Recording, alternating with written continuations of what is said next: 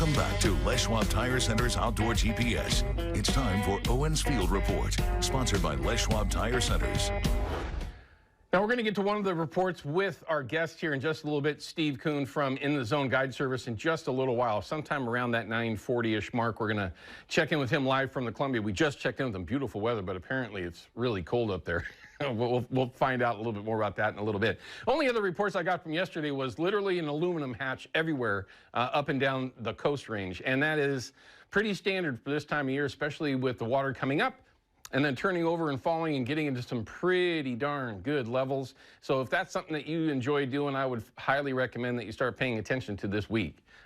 Based on what the weather is going to do, should have some really nice days, and the opportunity should be there as long as you can get out and, of course, take advantage of that. But river levels overall, after this past week, what you saw with everything bouncing and then turning right over, and, you know, the bigger rivers didn't really see a huge change, but they are all, everything is, for that matter, is dropping, and a lot of them are dropping faster than what the forecasts are, and some of that could be because of the colder temperatures that we're getting at night right now. But at the very least, as these things are leveling off right now, I mean, you're really looking at some decent conditions. Now, obviously, this isn't really a great time of year for some of the valley rivers, or are, of course, silvers that are in the system. Way too early to be thinking about winter steelhead starting to show up. We're about a month or so away from that.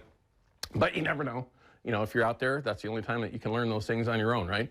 But slets, everything up and down the coast is on a hard fall and now starting to level off. So you've got 3 or 4 days and probably even more than that of optimal conditions. It doesn't look like anything's forecasted to make any significant bounces towards the end of the week.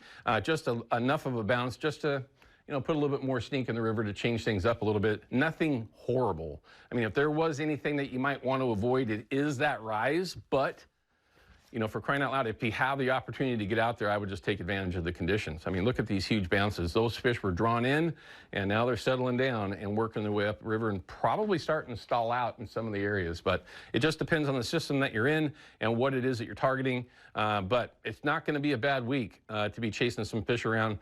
For all of us waterfowl hunters, it doesn't look great as far as water conditions go and you know, the overall weather forecast, but I'll be out every day that I can. I mean, that's just kind of the way that it works out. Don't forget, though, in just a little bit, we're going to go to that one first. Okay, we're going to send Jason at Procure an email and enter yourself in to win that prize pack from Procure that is given out, or at least announced, every Monday for that particular winner. Hundreds of folks put in each week. You are not going to win all the time, and if you don't win, it's just one of those things that you got to put back in, and it is certainly an absolutely real giveaway. Goofballs. Now, before we start talking with Randy here in a little bit, don't forget the Saltwater Sportsman Show is coming up. It's not that far out. Saturday, February 21st and Sunday the 22nd.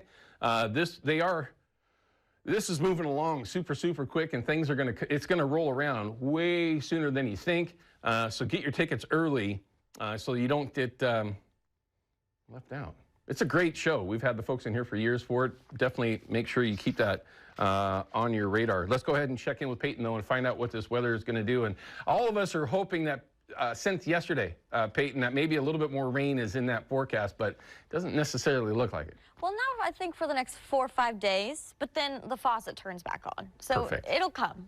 We got a boring sunrise this morning. Not really. It's just from boring. Look at that. You know, just so beautiful. Jared, thank you for sharing. Another one from Dave Bell on a little morning walk this morning as well. So if you caught a photo, share it with us.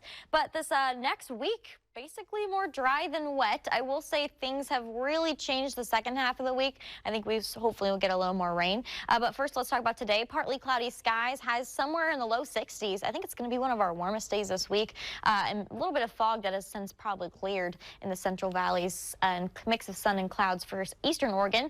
Tomorrow, Monday, mainly dry. We do have a little sprinkle chance, which is why I'm hesitant to say we'll be fully dry through Wednesday. I've been looking at these model runs, and they're pretty consistent at maybe a 1/100th of an inch. So I'd be surprised if we get measurable rain. But beyond the 7-day, and this is really probably what's going to pique your interest, is we are expecting above normal precipitation. So back to the regularly scheduled November wetness. All right, here's what we're tracking. So this is our big trough midweek. I skipped over what's going to happen the next few days because it's really nothing interesting.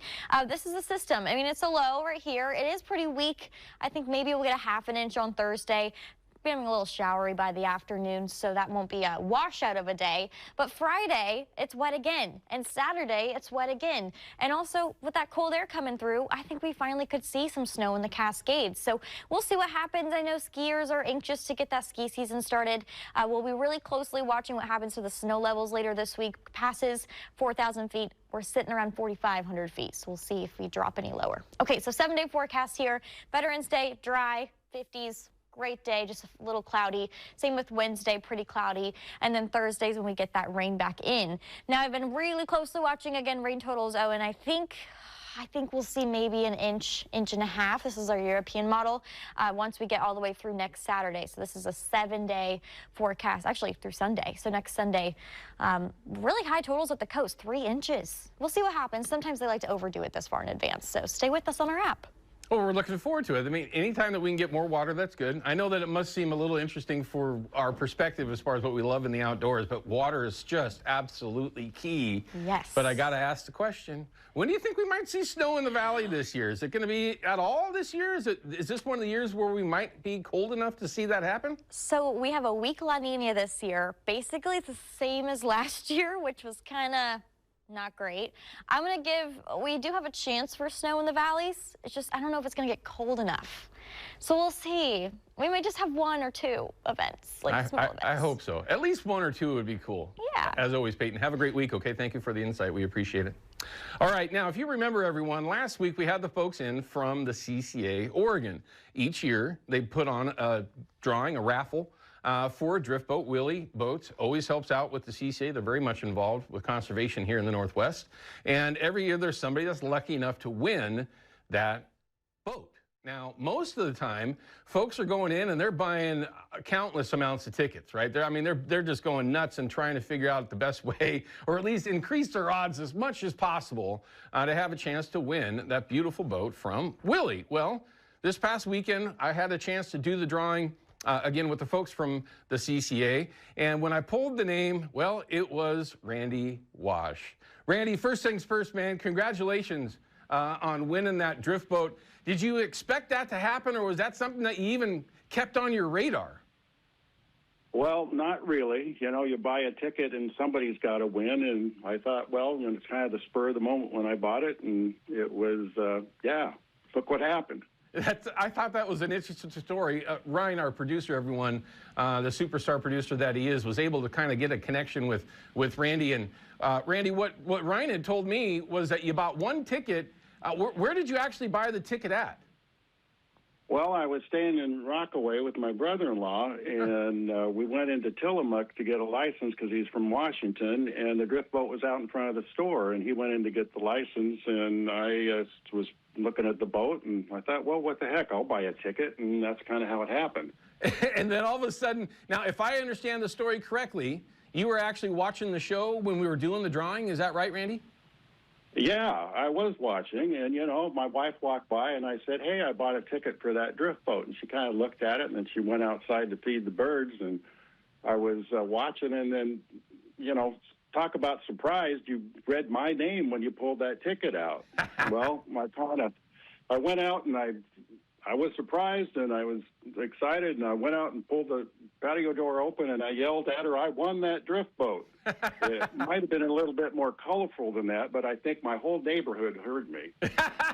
I get it, man. I mean, first things first, Randy, congratulations on that, and thank you for your support for the CCA Oregon, and, of course, helping with their causes of you know, helping with our fisheries here in the Northwest, of course. But as a drift boater myself, I got to ask, is this something that you've always wanted to have? Have you had drift boats in the past? You know, what areas do you think you're going to find yourself using it?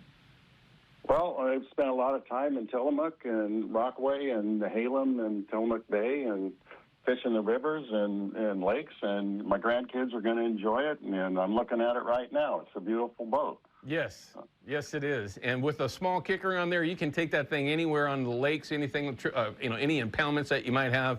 A lot of the floats up and down the coast, as I'm sure you're aware of, Randy, are very user-friendly, depending on the systems that you're on. But I can honestly tell you that you're going to love that boat. It's a 1760, everyone. If you want to see one in person, Portland Marine always has one in stock. But Randy, congrats on that. One ticket, and the guy heads home with a brand new Willie drift boat. Randy, congrats on that. Good luck, and I hope that you have many years with the family having fun, chasing some fish around and just enjoying yourself. Okay, we sure will. Thank you much. You bet, Randy. Take care, sir. That's just a great story. Bought one ticket in Rockaway on the whim, forgot kind of about it, saw what was going on, and heard his name called here on Outdoor GPS. That's a pretty successful day. Actually, that's a very successful day. One, they're hard to get, right? Especially to get one as rigged out as that one is. I mean, I was a little jealous there. Pretty darn nice boat. All right, we're going to cut to a break. When we come back, we've got our Chevy Silverado Tech Tip of the Week. This is for Rich V. Sent in the question a couple of days ago. Older gentleman, 73, just started duck hunting, had some questions about shot size and a couple of other things we're going to dive into here in just a few minutes. So don't go anywhere. We'll be back with that in just a couple minutes. Outdoor GPS is brought to you by Hawken Fishing, perfection in fishing gear, Ocean and the Saltwater Sport Fishing Show, and by Haxton's Canvas and Upholstery, the trusted name of the Pacific Northwest.